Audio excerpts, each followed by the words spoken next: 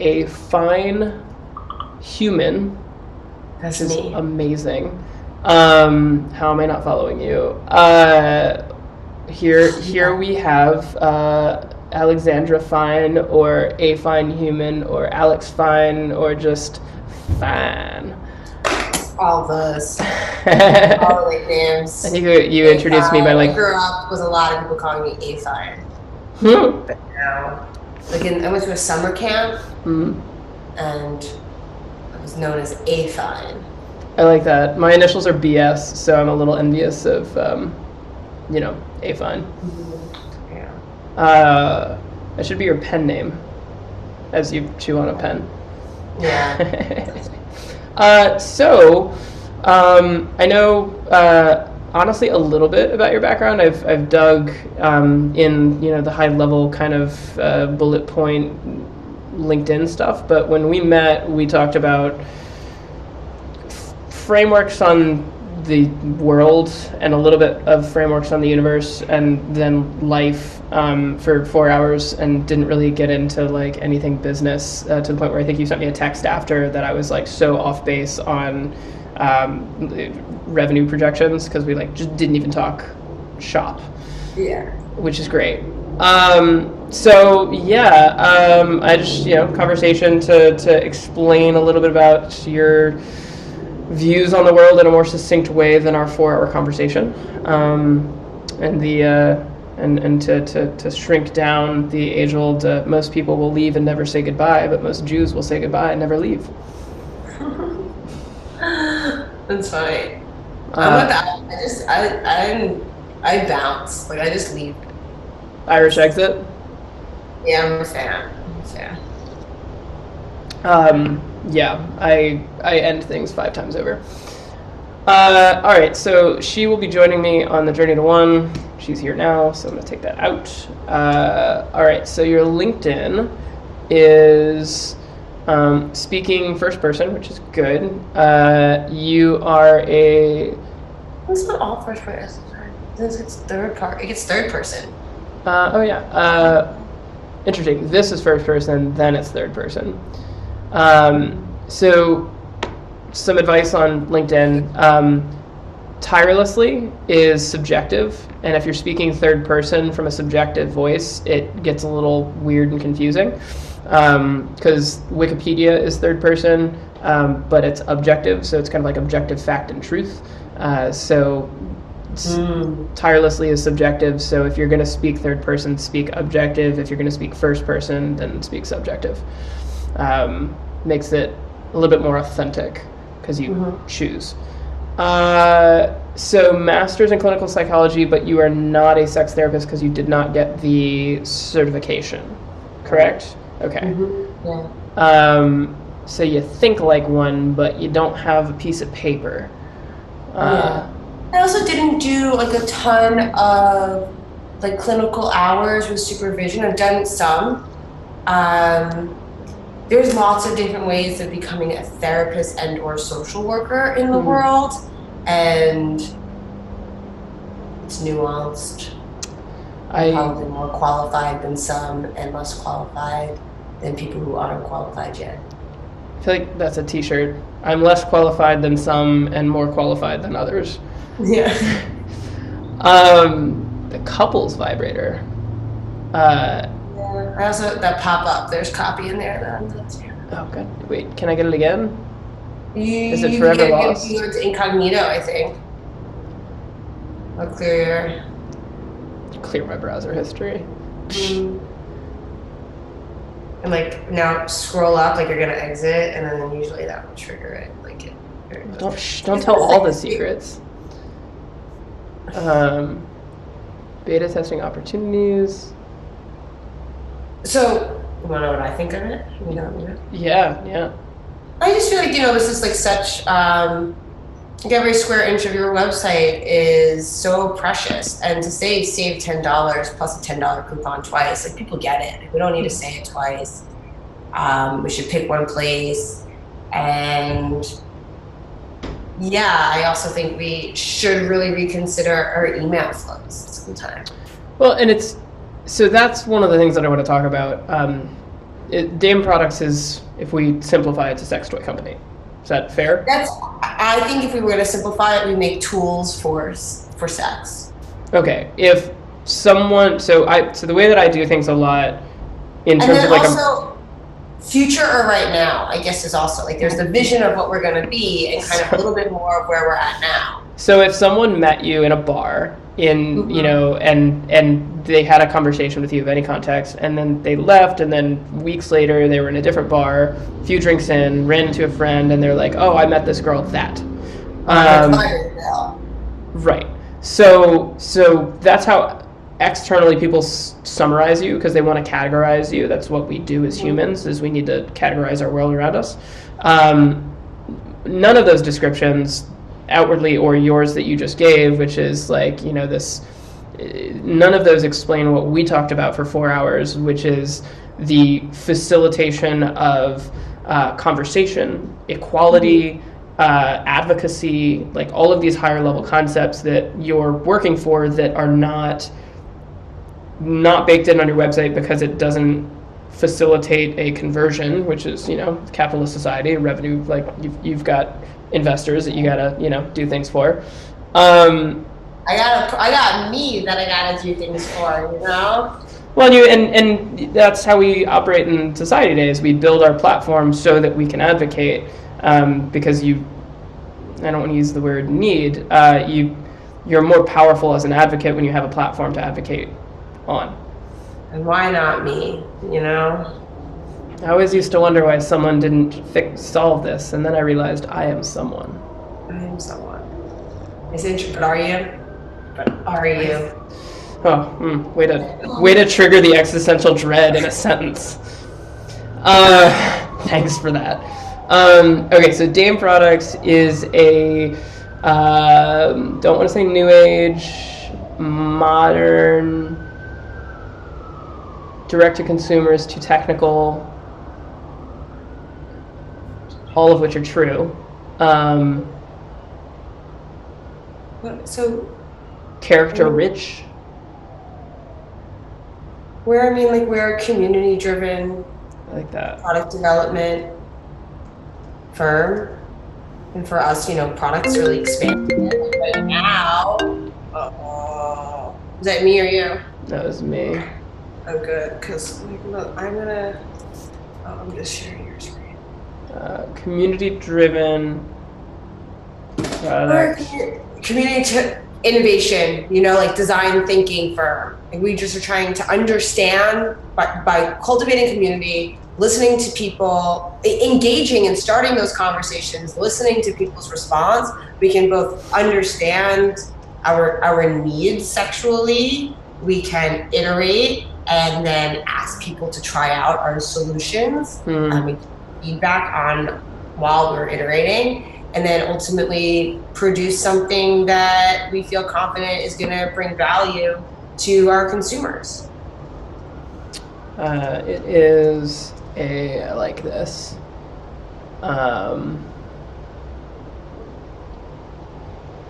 Was founded by women to close the pleasure gap. Did you coin that, or is that an existing? Yeah, the pleasure gap, I think I've seen one other person who really used it before us.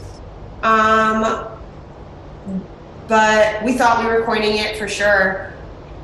We were talking a lot about the orgasm gap, and ultimately, honestly, Janet felt really strongly about it, and more just totally, like, she was so right. Focusing solely on orgasm when talking about pleasure is... Are you the one that has this? Please tell me yes. No. Why not? No. There's a lot. I have ladybits.com. That's amazing. Have you ever emailed out from it? No, I haven't done anything with it. I want to help you with that. That's amazing.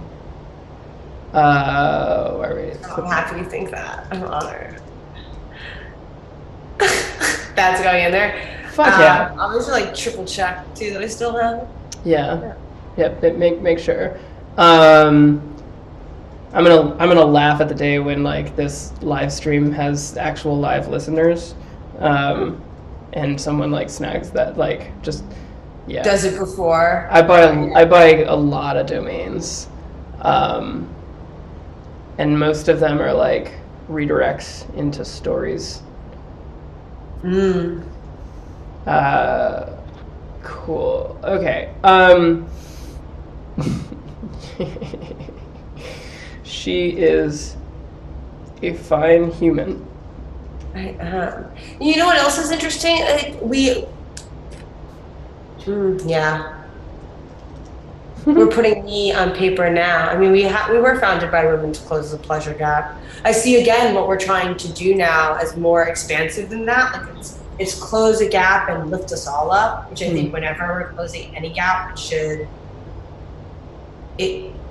yes, it will feel like some pieces are moving back while some people are moving forward. But I think overall, collectively, it should feel like there's just more pleasure in the world, because especially when it comes to sex, both parties are enjoying it, more people are going to want to do it. Putting a pin in that and putting a visual to it, because this is what you brought up when we talked first, and then just again now, which I don't think I mentioned it. Have you seen this?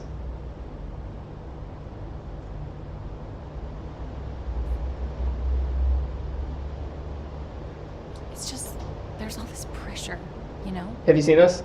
And sometimes it feels my God. like it's right up on me. And I can just feel it, like literally feel it in my head. And it's relentless. And I don't know if it's going to stop. I mean, that's the thing that scares me the most, is that I don't know if it's ever going to stop. Yeah. Well, you do have a nail in your head. It is not about the nail. Are you sure? Because, I mean, I'll bet if we got that out of there... Stop trying to fix it. No, I'm not trying to fix it. I'm just pointing out that maybe the nail is causing... You always do this. You always try to fix things when what I really need is for you to just listen. See, I don't think that is what you need. I think what you need is to get the nail See, you're out. not even listening now. Okay, fine. I will listen. Fine. It's just... Sometimes it's like there's this achy... I don't know what it is. And I'm not sleeping very well at all. And all my sweaters are snagged. I mean, all of them. Sounds really hard. It is. Thank you. Ow! Oh, come on. If you would just... Don't... Try to see things my way. I'm so happy I got to show you that. I bet that made a lot of people feel a lot of feelings. Say it again? I said, I bet that made a lot of people feel a lot of feelings. What you were talking about previously about the products that Dame makes facilitating conversations between couples reminded me of that video, because some of the conversations that I've had in relationships, like if there was a fly on the wall and, you know, it was made confidential, but still, like if there was a transcript without voice and with, you know, private details redacted, I would happily see that somewhere. Because The objective fairy. Say it again? The objective fairy. I love that. Is that a domain? This is like the objective fairy is something that me and my friends chat about, which is what you're talking about. Just like, so I can go back, like if I wish there was just like a fairy on my shoulder so I could be like, wait, was like that person rude to me, or am I just being sensitive right now? Like, are you the perfect objective being, and can you tell me, they just like fly around on my shoulder and just give me that information all the time? That would be great. Predictably irrational, I think it was. Daniel Kahneman said, proved scientifically, and like the whole premise of his book was nothing is as important as we think it is when we're thinking about it. And so it's like, I'll have this idea, and I'm like, I'm thinking about it, so therefore let me like take whatever sense of importance I think it is and at least wind it back by like a few steps. Yeah. Oh my God, I have to, you know, do this. Do I? Do I really? Yeah. So it's interesting that you don't include. I mean, is that on the Dame Products website anywhere? I think that conversation. I think that we have Dame Labs on there, but it's something, you know, we probably don't. I don't think the website sells our community. We just like started a Facebook group, so we have Dame Labs, and this is a way where you can innovate with us and become like a part of our community. And yeah, you can just sign up right here, and yeah, that's me on the Megyn Kelly show. Which like I kind of just like when I recreate this video, like just like replace Megyn Kelly's head with like something else. Why? I just feel like she's triggering for people. She makes people feel feelings. Like whatever, just ignore her, and like I wish this video just didn't have her in it, and it was just any other reporter. You can do that. What's that old school like thing where you take a transcript and it makes it into the animated heads? I don't know, like those elf things, and those were fun for Yeah. And now they have that deep fake AI that allows you to create an exact copy of your voice, which is terrifying. Okay, so you've been D2C to date. How long has Dame been active and selling? Only 80% of our business is direct to consumer, which is most of it, though not all of it. We've been like Janet and I have known each other for almost 5 years, and we've been shipping products for like a little over 4. That's amazing. So you did R&D in a year? Yeah, I mean, like, I mean, I'm sure it's funny because usually Janet's here and she'd compliment me, and then I'd compliment her. She's amazing and really good at staying streamlined. And I had been working on Eva before we met and did do something. Though I really feel like, you know, Janet, I was making vibrators at home by taking apart other vibrators and wrapping them in new plastic and having friends come over and try them out and figuring out what was working and what wasn't. Wait. Hold on. Wind that back a little bit. You had friends come over and try out your homemade vibrators? Yeah. I had friends come over and try out my homemade vibrators and like take off their pants and like do plies in front of me with the vibrator in. It's research. That's amazing. So much. Have you seen the show Bonding on Netflix? No, I mean, like I've seen the ad. Well, I feel like I don't know. It just looks really cheesy. And it is. It's extremely cheesy. I don't want to watch it. Fair. I watched it because I knew what it was. I knew that it was going to be a cheesy distillation of kink, so as to facilitate conversation, but in the same way that there's actually just a study done that 13 Reasons Why increased the rate of teen suicide by like 10% in the month after it was released.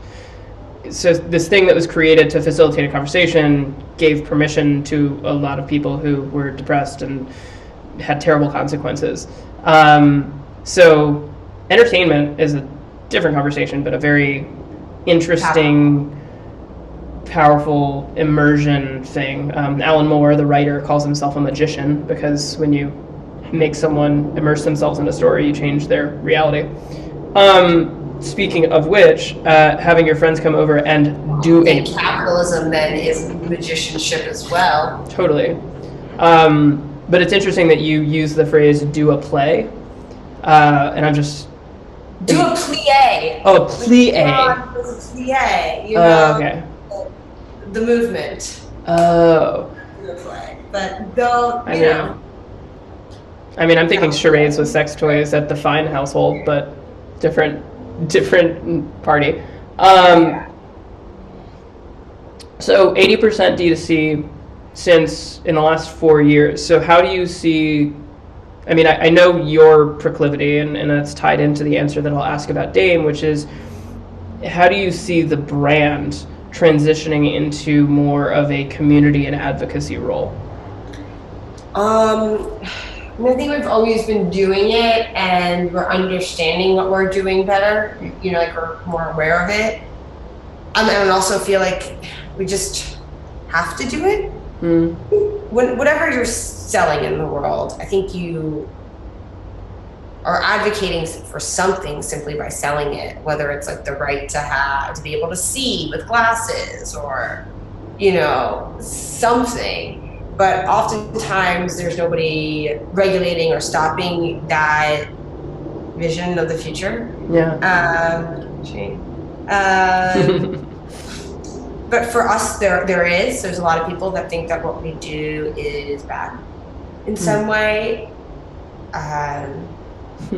So we really need to be active in fighting against that. I think that's made us really aware too of how some things that feel tangential to what we do are still important fights, like the way FOSTA and SESTA have maybe impacted the internet, which really I think is impacting everybody.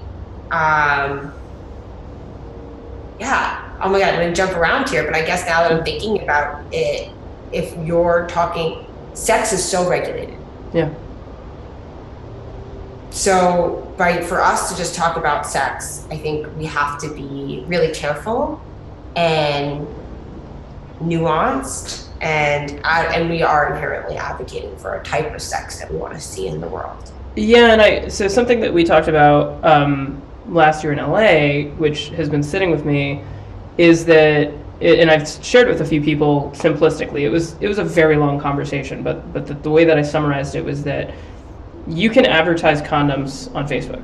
You can advertise erectile dysfunction pills on Facebook. You can advertise use of drugs as well, but you can't advertise sex toys. And what would the other classification be that they don't fit into, like a health? You can't adult toys, adult products. Adult products, but a condom is not an adult product. It's also a really interesting concept. I don't know why adult and sex are so synonymous. Those are not the same things. And anything that, but I imagine that they might say sexual. Sometimes people say sexual product. Sometimes they say adult services or adult products. But it's like a car or a lot of things that we sell for adults, right? Like that's not what matters. What seems to matter is the pleasure. Right. After we talked, I watched this documentary, which I would recommend. It was really good, and I started watching it. I was like, oh, it's like a history. I didn't really read, and I was like, oh, it's a history of weed. It's not. It's so much more. I mean, marijuana, and maybe it explores this based on this little thing. I mean, I know that one of the main reasons why it became illegal was to oppress and regulate a culture. Yep. So I think that's definitely relates to what's happening for Toys for Sex. So tools. Yeah, I think women definitely inherently have less sexual pleasure, and therefore not inherently like in our bodies, but just inherently in our current society. And that these tools can help facilitate change in some way, and that these tools are being stopped. I will say, when I'm talking to people, a lot of regulators are like, well, we wouldn't allow toys for boys either, no type of sex toy. And it's like, okay, but the tools really are disproportionately, I think, more impactful in the lives of vulva owners. And that should be considered. Yeah, and the this collective energy, like this notion of collective consciousness by any definition. Watching Grass is Greener, and have to do some privilege checking here, is that I'm a white male living in a liberal state, which is California, and when you think about regulation of regulation on sex toys, so let's say the inability to sell a sex toy on Facebook versus the ability to sell a condom on Facebook. And I've had friends who've worked for I think one condoms. Family planning argument, right, too, isn't there? Right, and so I don't have a direct, I don't think being the key word there, I have a direct connection to the impact created by regulation on sex toys as it affects women. However, in The Ascent of Humanity, which you're reading and you'll get to, he makes a comparison that like sex is a mutual connection to spirit, because everything is stripped away, barriers, boundaries, and everything. Hopefully, if you're having a positive sexual experience, so is, the anxieties about day-to-day life are also stripped away, and you have this mutual co-creativity to reach a higher connection of any definition. And so if regulation of women, making it more difficult or more cloudy from an energetic perspective, again by any definition, exists in the collective conscious, then by some completely immeasurable thing, I am impacted in the lessening of my connection to that spirit in those sexual relationships. 100%. I mean, I would also think that, women are also taught to appease male ego. I definitely remember for me, like my performance of sex when I first started having sex, and it's still fun. Like I'm not anti it. It was very performative, or very much for male pleasure and an enjoyment of being an object, which is, again, like I'm into that. I've like made my peace. I've internalized the patriarchy. It's totally fine. But that also led me to not always saying what was working and what wasn't, what was pleasurable and what wasn't pleasurable, and that's not really helpful to my partners. Right, and it's you just triggered a notion of shadow self, which I've come to recently learn a little bit more about. And in my experience, a lot of the driven and dominant women in society that I have dated or been with have been the ones that are like, I've got my shit together in the world, and in sex, like I appreciate the ability to relinquish control. And the same thing is my dominatrix friend we talked about, Lila Sage, taught me about fin-doming, and how you have these people, oftentimes and most times men, who are very wealthy, and their experience of the world is that everyone who they meet wants something from them because of how much wealth they have. And so when it comes to sex, they find pleasure in consensually relinquishing control of the one thing that everybody wants. And fin-doming is like, here's my credit card, like dominate me by going and spending my money. And I was like, that makes sense, because they have the control over the construct by relinquishing control within the construct. Mm-hmm. And I think that conversation, honestly, this whole conversation is something that I would never have come close to having as early as, I'd say, 2 to 3 years ago, and more so in the last year with people that I wasn't close to and felt comfortable with. And yet, I, for all intents and purposes, just met you. And I feel comfortable in this conversation. And I think that is a thing that you illustrated for me when we met. As I was like, oh, like, this is a thing that two people who don't know each other have a mutual connection, but like can have a shared conversation about something that is societally seen by and large as a taboo, but is becoming less taboo over time, because spoiler alert, sex is something we all do. Yes, it is. It's also how we exist. I mean, it doesn't necessarily have to be. Like, I think that is definitely, sci-fi. Well, I was thinking about that. Sorry, I just saw the name of your blog. The horizontal. Yeah, well, we're thinking about changing the name. Aww. Have you seen the promo video for Christian Tingle? No? No, but I like it already. So it's a like a Tinder commercial for Christians only. Like Christian Mingle, but yeah. And it's a longer one, so I won't play it. And I am gonna ads. I am gonna ruin my favorite part though, because it's relevant. Is that there's a line that's like kind of hidden because it's just really quickly glanced over, And it's like, and one of my favorite features is that on the Christian Tingle mobile app, it has alerts. So if you go from vertical to horizontal, it pings you to know, like, you know. And I was like, so they're like making out, and they like start to lean on the couch, and it's like, ding, ding, ding, ding, ding. It's like, oh, that's right, sorry. That's really good. And it's, you know, it's education through satire that I don't think is congruent with Dame, because you guys wouldn't produce that product or that video. But maybe you talk about it in an intelligent way and use it as a showcase of like, here's a silly way of showing this serious thing that we're talking about. And same thing with the other video, that it's not about the nail. It's like, it's not about the vibrator. It's about the conversation. Yeah.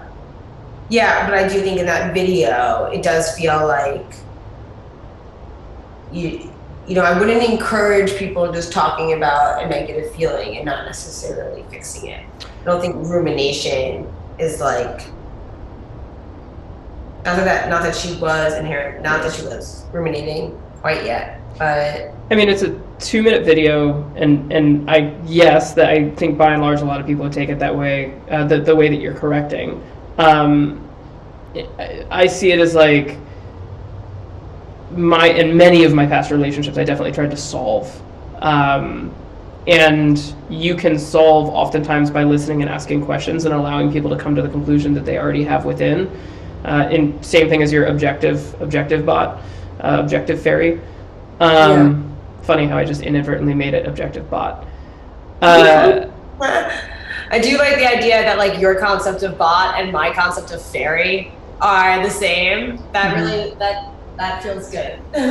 My new tagline for Brian Bot is man minus machine, uploading my brain to the clouds so that my soul has more room to play. Because we are all programmed by different things, society, habits, whatnot. And if you remove the programming and excise it to a programmed entity, then you have the ability to be more playful and creative. Or you just prove that you don't really exist. Well, that I already know is true. Yeah. I mean, who is you? Who is you? I mean, I don't exist without reflections of other people, so that, yeah, you'll get further into Ascent of Humanity and enjoy. Okay, so back to the top.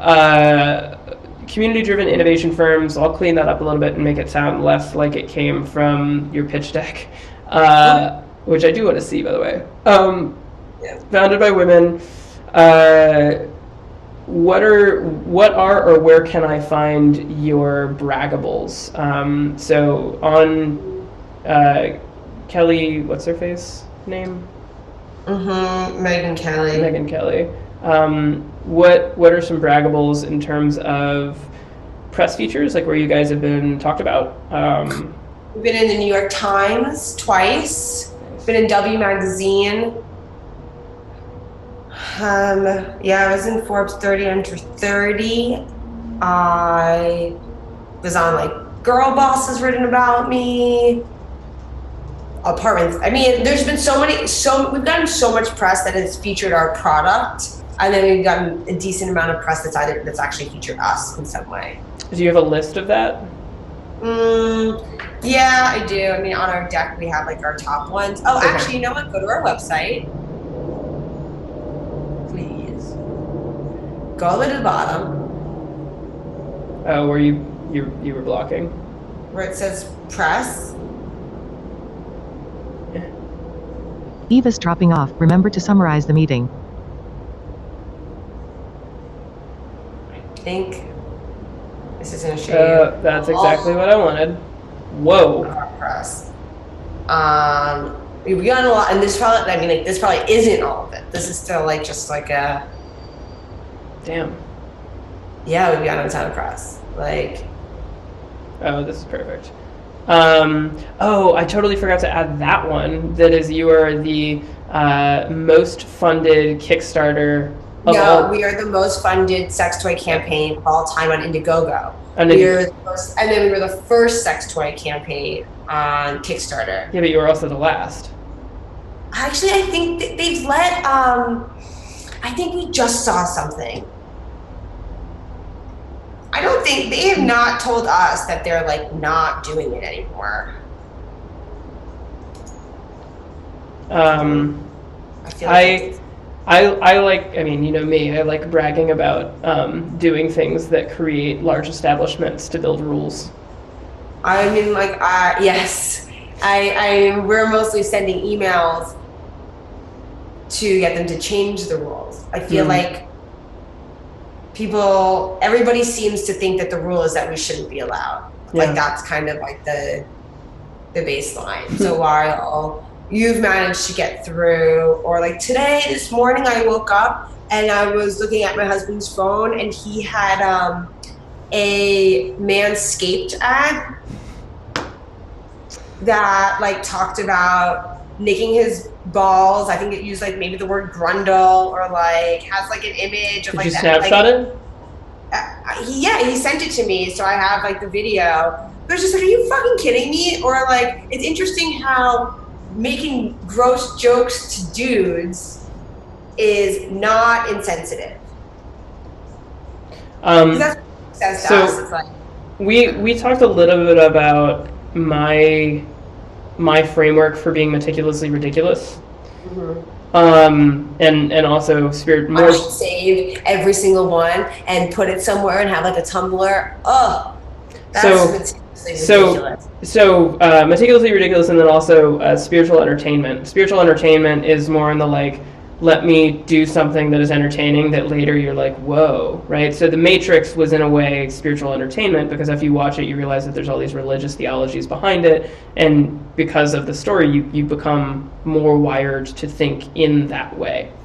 So I don't like the name regulation in advertising, but something I think it'd be really interesting to have side-by-sides of like, this is allowed, this is not allowed. It could be a really fun way for people to engage back with us too, and to share what they're seeing in the world. Yeah. It's a really good idea, Brian. Yay. And I think Gold star for you. I think I meant to tell you this when we first met, and then we got distracted, and I'm remembering it, which is a buddy of mine's a graphic designer, and he had a client, and he was doing their Facebook ads, and the client was a swingers cruise, and as it sounds, needs a further explanation, and they were advertising on Facebook. And were they still getting around it? I know Facebook, because of FOSTA and SESTA, have changed their rules around swinger stuff. This was a few years ago, so I don't know. But back then, what he did was, it was an aerial, like, helicopter shot of the cruise ship. And the title of the ad was, "If we zoomed in any closer, our ads would get banned." That's funny. I was like... It's really good.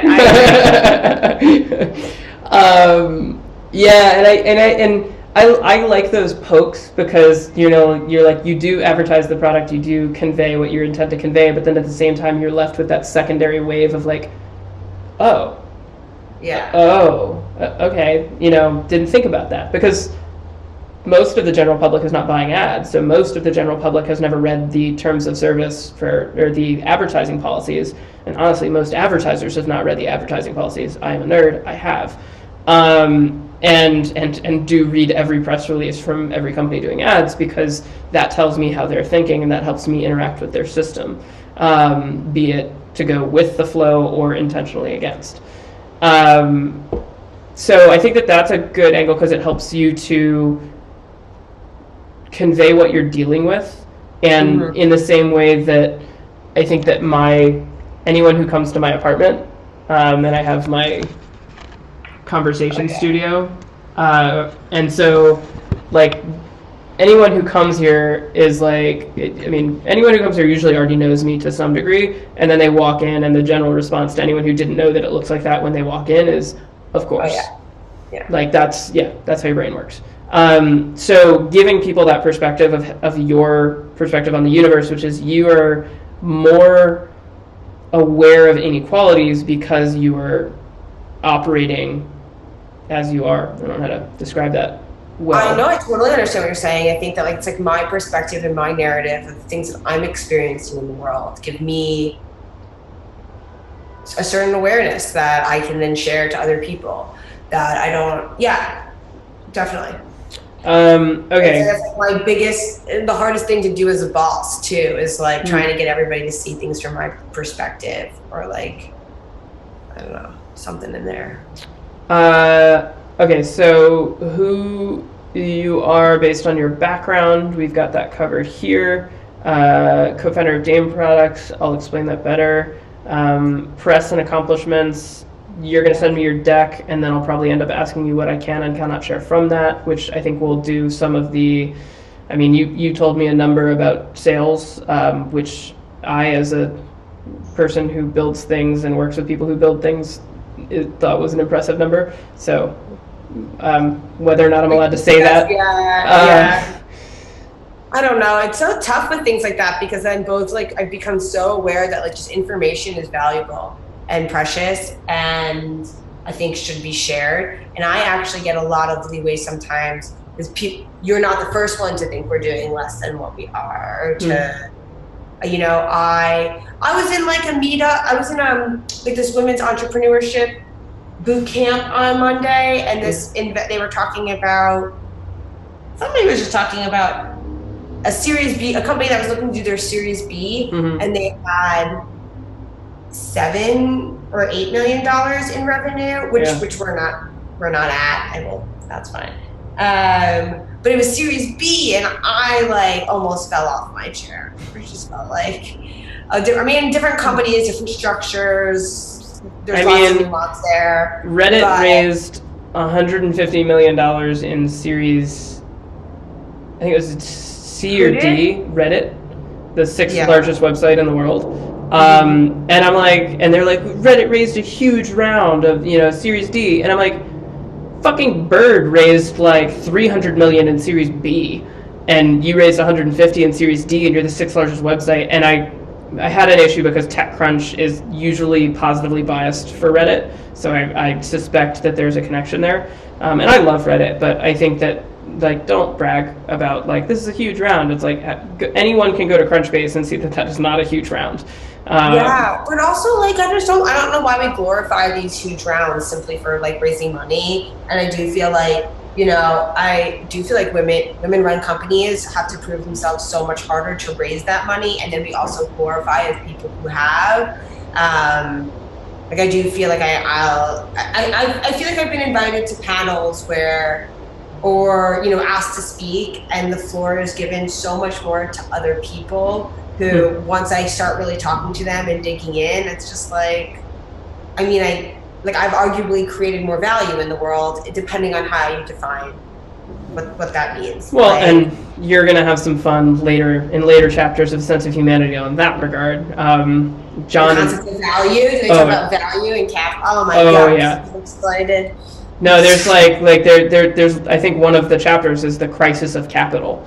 John, there's a chapter on interest. And John called me after, and I was like waiting for him to call me because I was listening to it and I was blown away by the notion of charging interest is counter to it. Like, used the Catholic Church used to not allow interest because they thought that it wasn't Catholic, and then they changed it.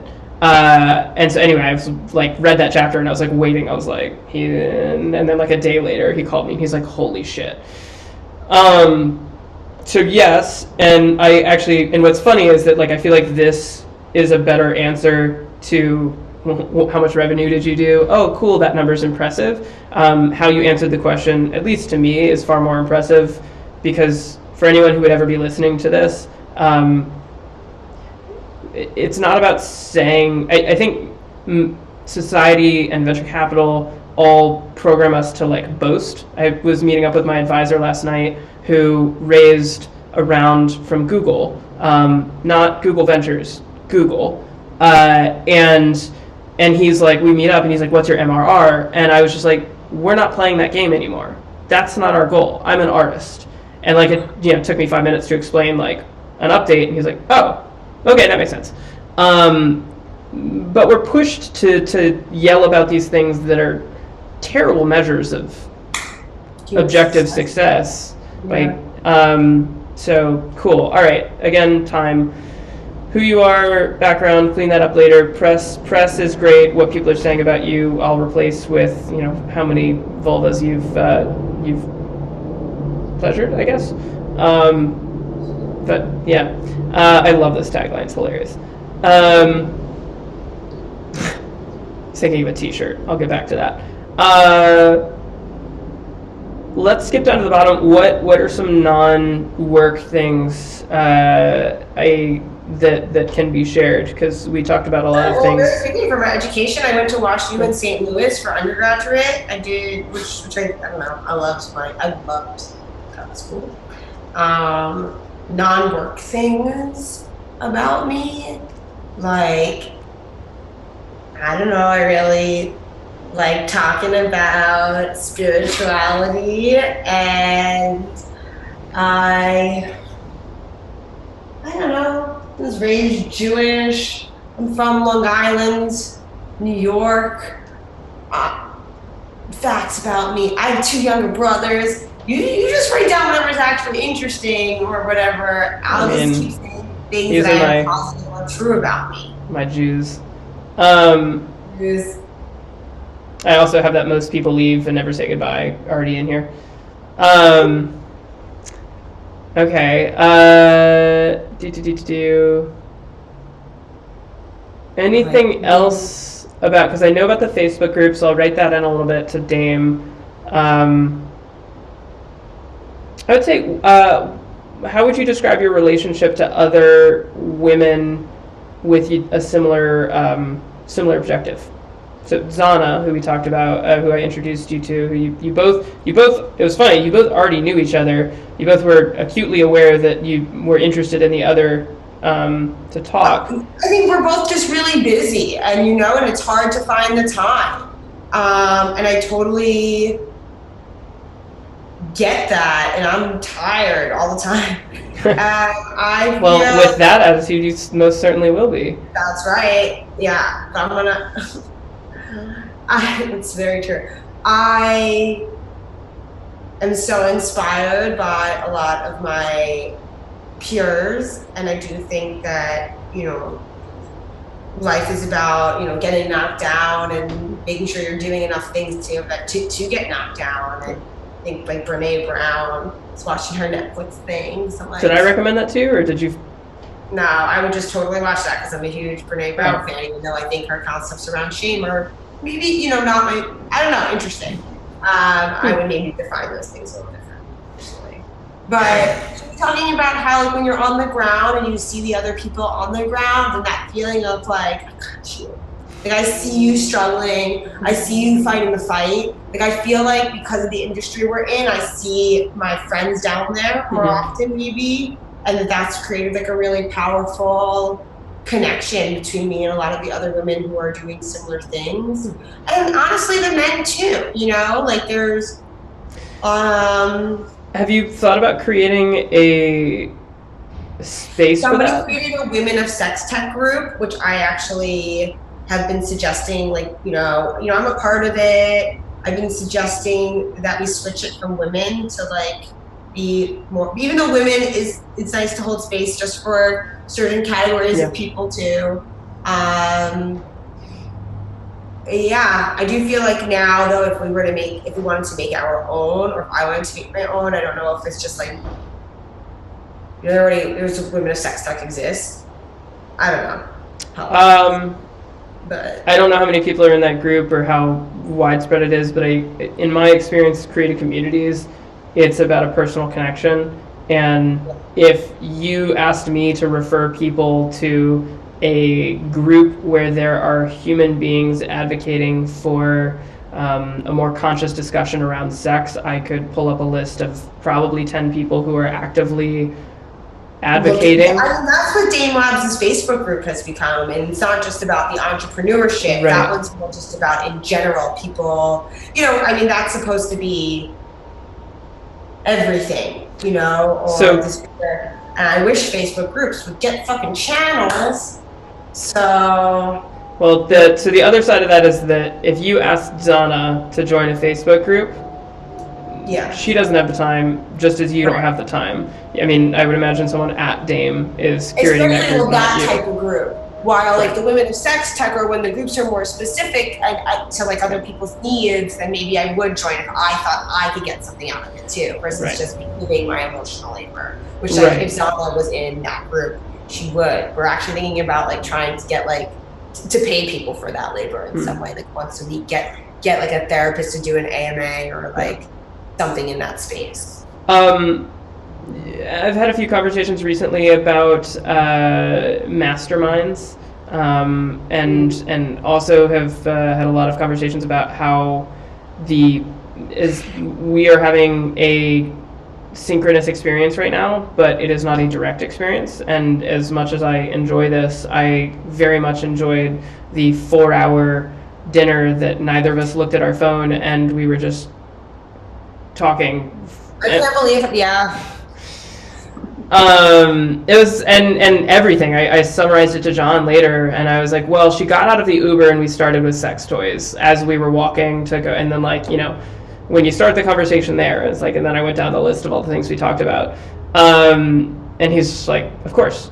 I'll tell him you said hi, by the way, because I'm riding back to his house tonight. That's awesome. I feel like he knew that this would be. Yeah. That we would enjoy each other's company for sure.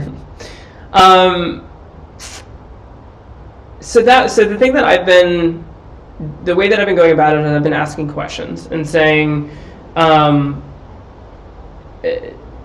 understand you're busy. Like, I understand certain class of people are getting a ton of shit done, and they stack their plate and they get through it. They have their systems for working their way through it. I hate the term busy as a summary of that. But those people who I know are resonant with me and I know have their own systems for getting through that pile of stuff, I've been asking those people if you could communicate through a digital format as close as possible to the synergy that we had at dinner, which was creative and spiritually uplifting, but also productive. Where would that live? Where would you feel comfortable having that be? Assuming that it's a group of, at an absolute maximum, 150 people. That's a lot. Yeah. That are all vetted.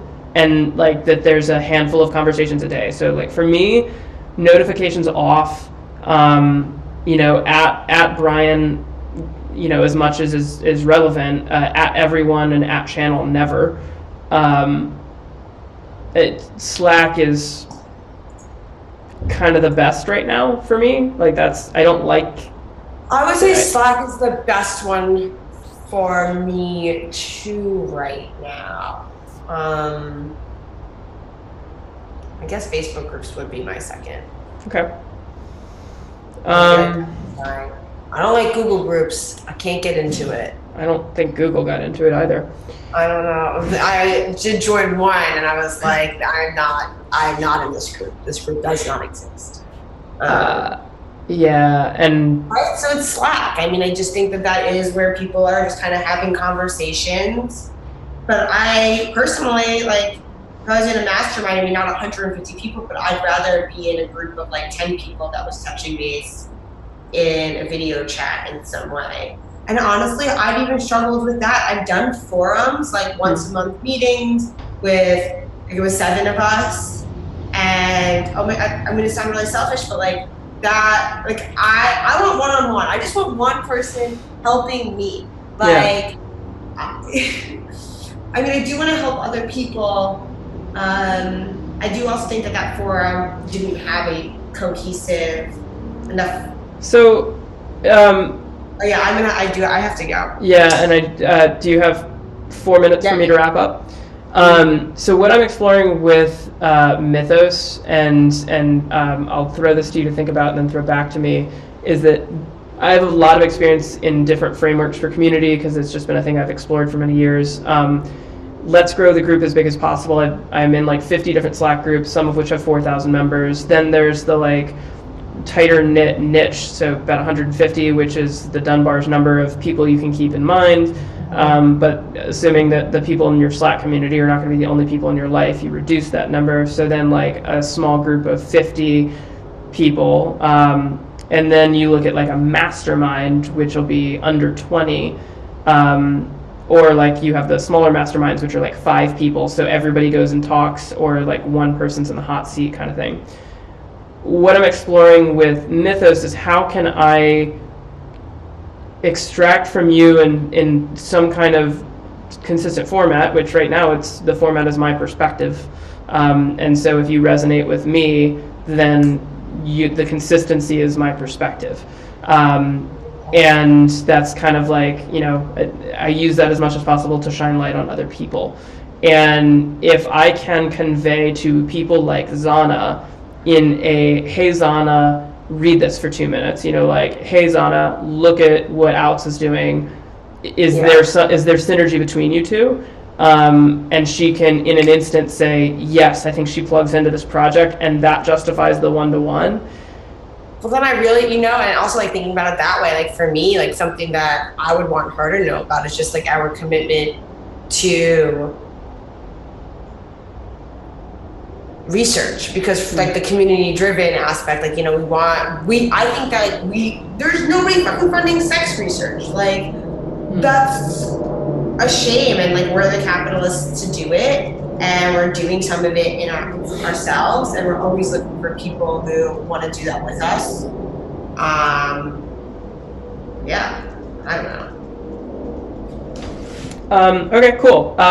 So education, I don't know, we want to end up doing all of these things. Yeah. Education, a lot of people do. I feel like the way that you do it through Dame Labs is very different than how other people do it, because it's probably way too, I don't know how I feel about sharing this, but like in the last 4 years, since Burning Man, where I've met a bunch of people who were poly and kink and so on and so forth, solely the conversations around that, I'm like, I never thought that was a thing. I didn't go down a list. Actually, someone sent me a BDSM checklist.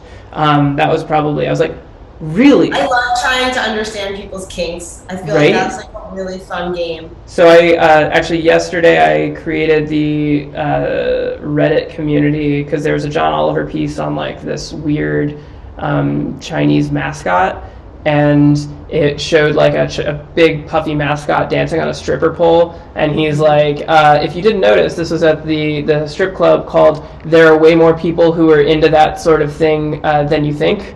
And so I just created TAWMPWAITSOTTYT subreddit. Anyway, sidebar. So yeah, so you have to go send me some texts or emails or whatever of high-level objectives, radical summarizations of projects and initiatives, things that you're manifesting is, I would say, the strongest one. Like, what are you manifesting and when? And just throw it to me, and I'll reflect it back to you, maybe with an introduction, maybe with a question, and let's do more of that. Yes, that sounds so great. Thank you. And kudos on the cohesive brand presence, because everything that we've played through is... Yeah, I think this page could be better. But it's, not the worst. What were you saying? Water and rubber bands. There were no rubber bands involved. I gotta talk to people. And like the way the timeline is mostly 2014 to 2015 is interesting to me. When it's your company, if you can't do that, I don't know how people pitch. It's like, look at this. Like, I think like a good entrepreneur is like, this is pretty good. It could be done. I enjoy that. I have not I don't even know what to call this next to normal Alex, which is just high energy. You're You're one of few people that I get to like operate at my. I don't have to regulate for. But I do feel like, it's cloudy here today, and I feel like a little bit lower energy. And I was on a call, and like I apologized for my low energy, and the guy was like, "Don't do that. You're doing a great job. You don't need to apologize for anything." And I was like, Thanks for saying that. But I don't know. I feel no energy today. Well, if you keep saying that, then you certainly will. Oh, I like it maybe a little bit. And let me know when you're moving to LA or doing the I won't say the name, but doing the thing, which is doing the jet between New York and LA on a weekly basis. Yeah. Is that a neat look? Hot damn. You have done a fine job on this live stream. Nice one. Awesome. This is really fun. And yeah, I'll shoot you that email. We'll find time and chat soon. I'll probably be in LA over the summer at some point. So Okay. Well, June is my birthday party, which you will be attending. So start working on your costume now. Okay, that sounds great. Wait, what did you know what you're doing this year? Is it the same thing? Same thing every year. Okay. Yeah. Got it. Taurus. Okay. Bye. Bye.